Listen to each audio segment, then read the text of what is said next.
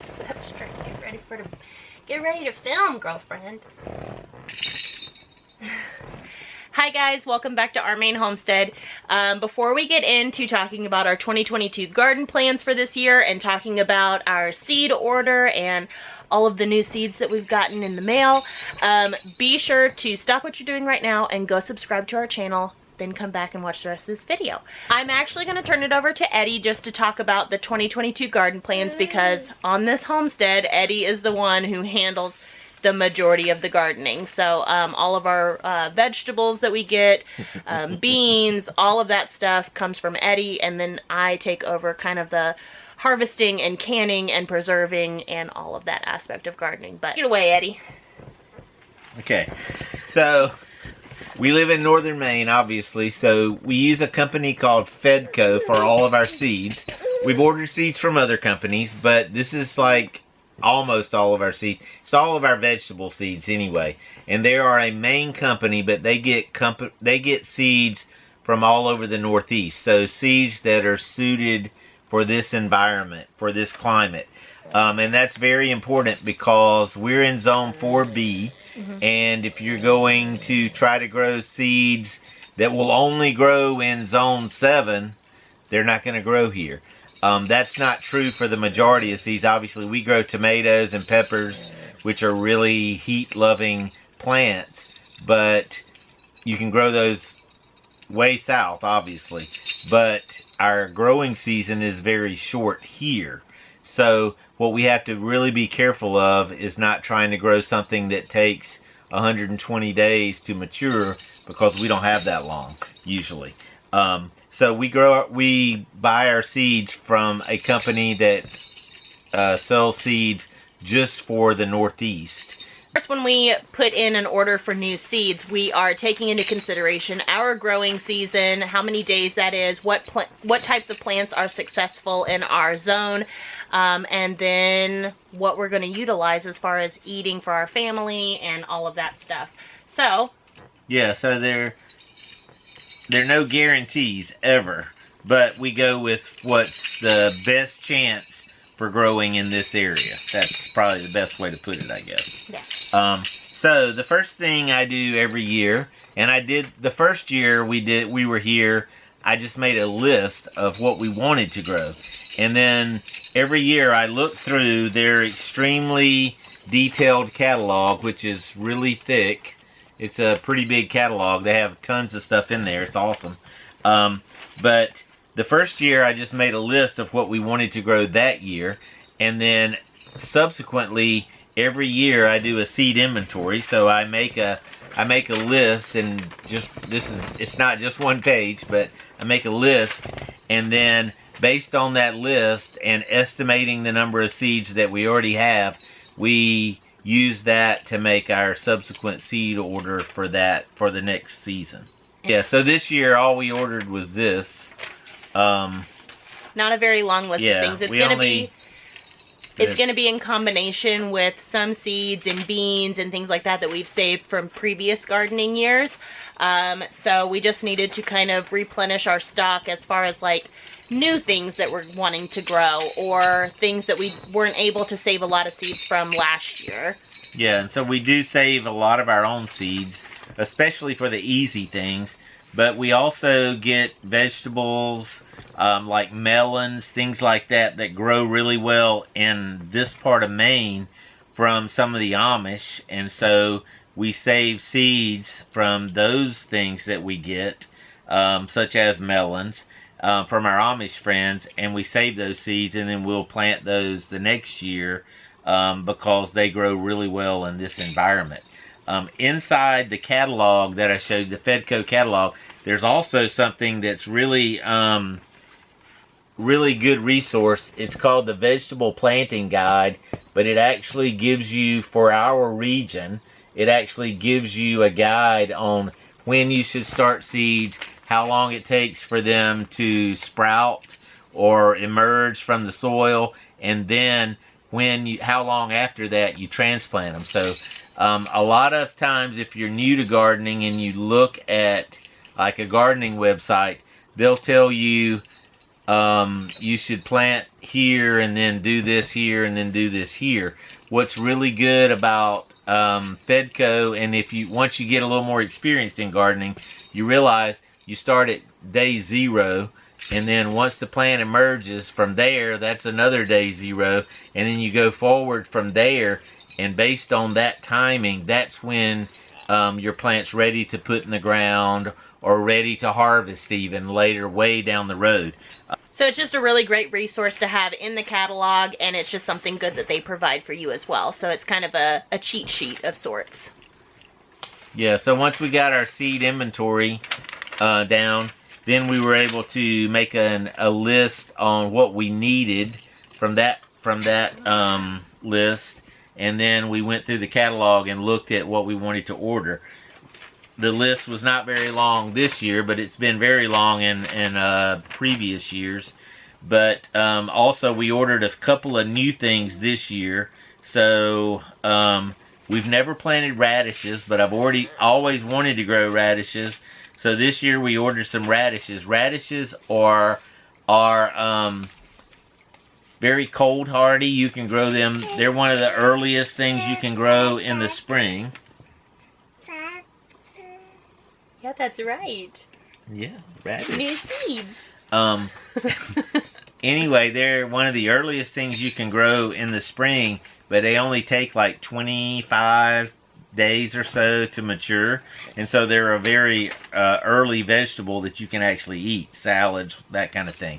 So we haven't grown radishes. I've wanted to, so we're growing them. Bless you. Oh, goodness.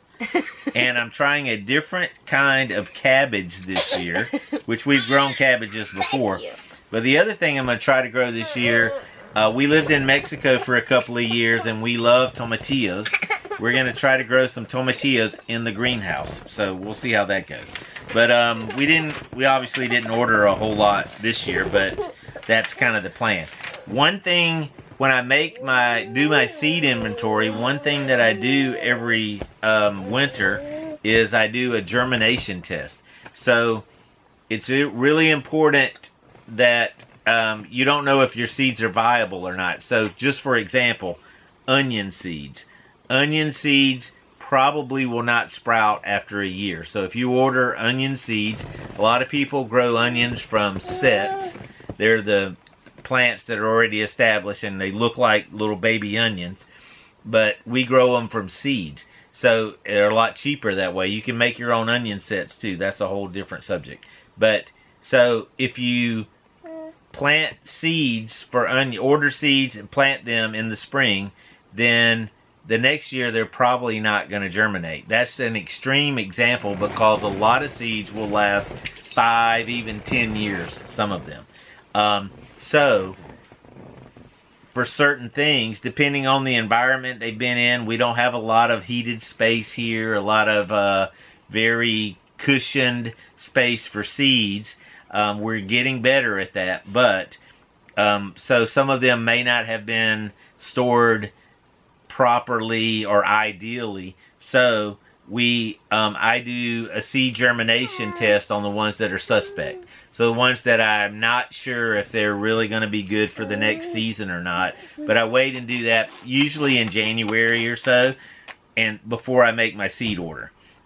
So I did that on a couple of different types of beans. The onion seeds, I just wanted to try it. None of them sprouted, so they weren't any good.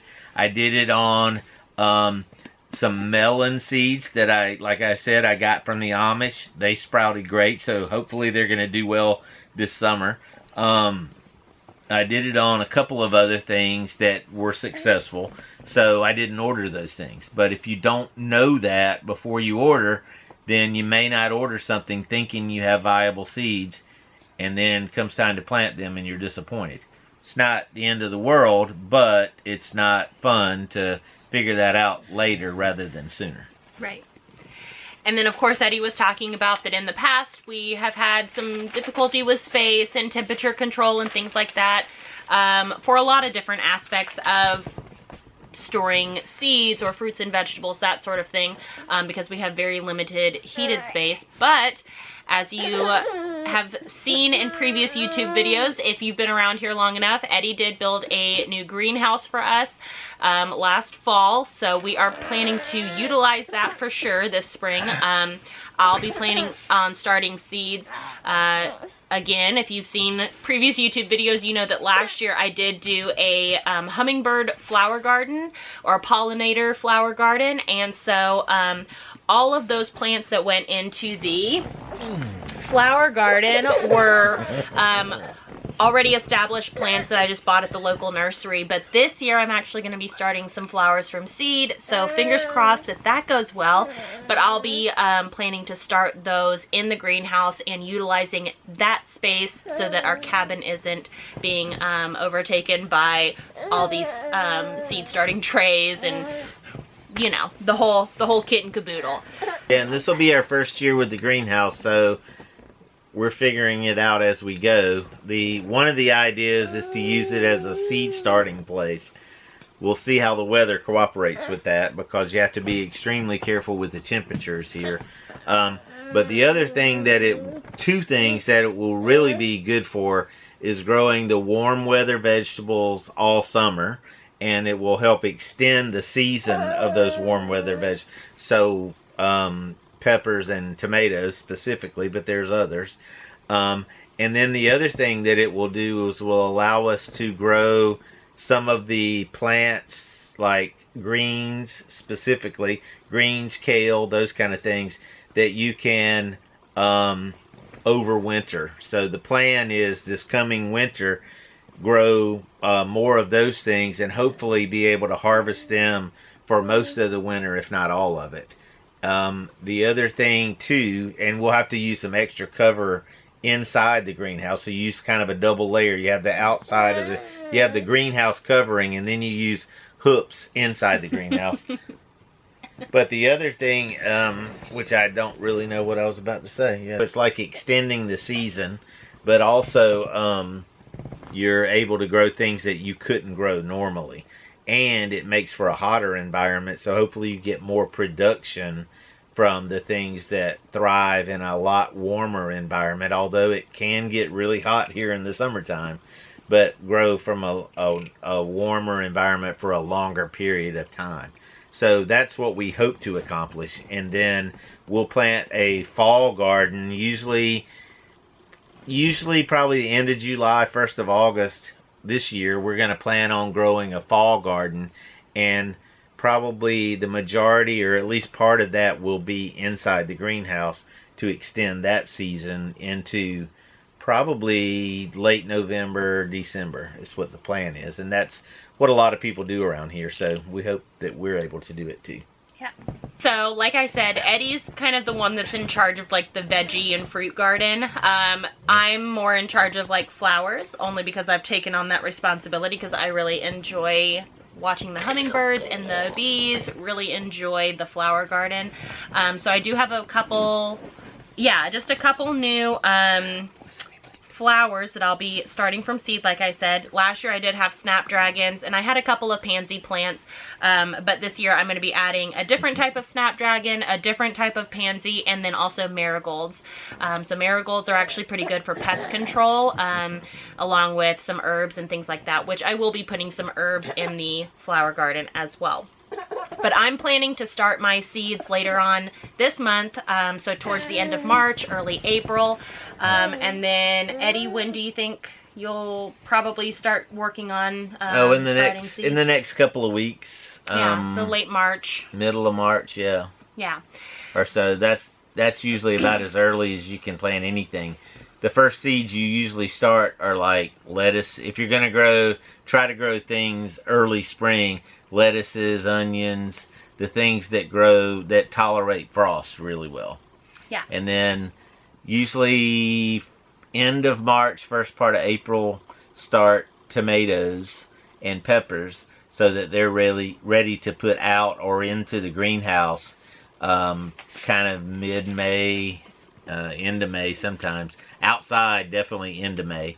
But our last frost date here is May 23rd. So yeah. gonna be a while. Last year we still had another frost that was like mid-June, so yeah, that was kind of harsh on the tomato plants and things like that. All right, so that kind of wraps up our garden plans for this year and going over some of the new things that we're going to be putting into the gardens. If you have any questions for us, be sure to put them in the comments below. Don't forget to give this video a thumbs up. And we will be planning to bring a lot more gardening content your way. We're going to be just kind of going over all the ins and outs of gardening in Maine and how we do it. So hope you guys enjoy. Again, subscribe, comment, thumbs up, all the things, and we'll catch you next time.